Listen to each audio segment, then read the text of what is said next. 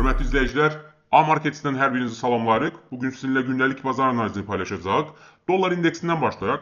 Dolar indeksi bildiyimiz kimi 21 oktyabrda həmin günün 3-cü müqavimət səviyyəsini qırmışdı və həmin səviyyənin üzərində bağlamışdı. Bu da bazarda güclü alıcıların olduğunu göstərirdi və həmin tərəfdən etibarən dolar indeksi bir mənada yüksəliş trendi ilə davam etmiş oldu. Lakin 24 oktyabrda bildiyimiz kimi inflyasiya xəbəri gözlənilirdi və Amerikada inflyasiya 2,9-dan 3%-ə yüksəlmiş oldu. Baxmayaraq ki, dolar indeksində kəskin bir düşüş olsa da, lakin yenə də bazar bağlananda dolar indeksi həmin günün birinci dəstək səviyyəsinin, yəni 98,469-un üzərində bağlanmış oldu. Bu da bazarda hələ də alıcıların üstün olduğunu göstərirdi. Bugün də nə qədər ki, dolar indeksi bugünün birinci dəstək səviyyəsi olan 98,216 səviyyəsini qırıb onun altında bağlanmazsa, biz hələlik dolar indeksində yüksəlişin davam edəcəyini söyləyə bilərik.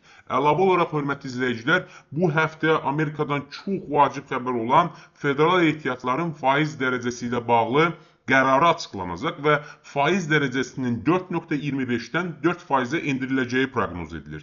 Əgər faiz dərəcəsində bir endirim olarsa, təbii ki, bu dollarda olan yüksəlişi müəyyən mənada məhdudlaşdıra bilər.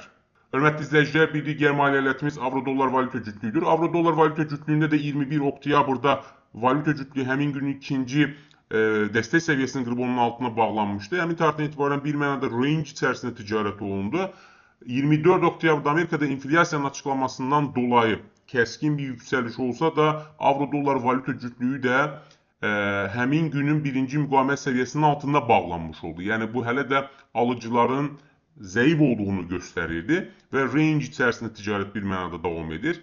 Bugün ərzində əgər avro-dollar valyuta cütlüyü bugünün birinci müqavimət səviyyəsi qırıb onun üzərində bağlanarsa, biz yüksəlişi, belə deyək, gözləyə bilərik. Yox, əgər bugün birinci dəstək səviyyəsi olan 1,16008-in altına bağlanarsa isə biz avro-dollarda satışın güclü olacağını öngörə bilərik. Əlavə olaraq bu həftə ərzində Avropa Birliyindən də inflyasiya və eyni zamanda faiz qərarı açıqlanacaq. Belə ki, faizin, yəni Avropa Mərkəzi Bankının faiz dərəcəsinin 2,5%-də saxlayacağı proqnoz edilir. İnflyasiyanın isə 2,1% olacağı proqnoz edilir.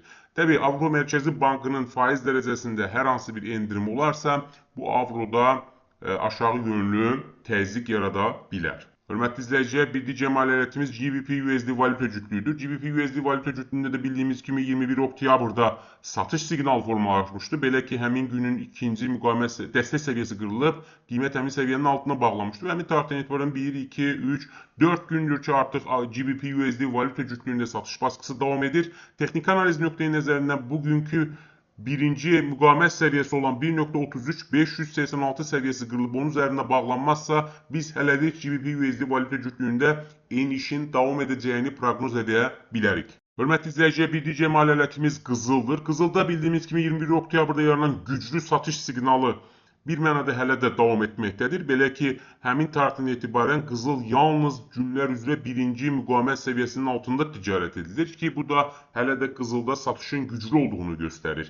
Bugün ərzində də qızılın qiyməti nə qədər ki, bugünün birinci müqavimət səviyyəsi olan 4156 dollar səviyyəsini qırıb onun üzərində bağlanmazsa, biz hələlik qızılda satışın davam edəcəyini və yaxud da range ticarətinin üstün olacağını proqnoz edə bilərik. Hörmətli izləyicilər, bir digər maliyyələtimiz S&P 500 indeksidir. S&P 500 indeksində 22 oktyabrda yaranan güclü satış siqnalı artıq 24 oktyabrda inflyasiyanın nisbətən artmasından dolayı bir mənada yuxarı yönlü alış siqnalı ilə əvəz edilmiş oldu. Belə ki, 24 oktyabrda diqqət etirsəniz S&P 500 indeksi həmin günün birinci müqavimət səviyyəsini qırdı və həmin səviyyənin üzərində bağlanmış oldu. Bu da güclü alışın olduğunu göstərir.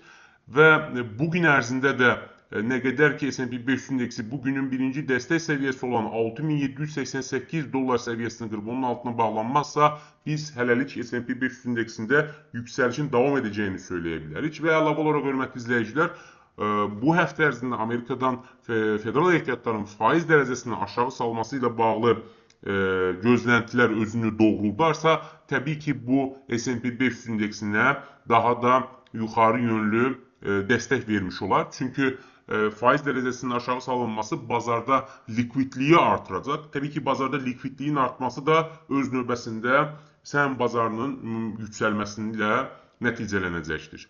Hörmətli izləyicilər, gün ərzində sizə çatdıracağımız xəbərlər bu qədər. Sizə uğurlu ticarət arzulayırıq. Sağ olun.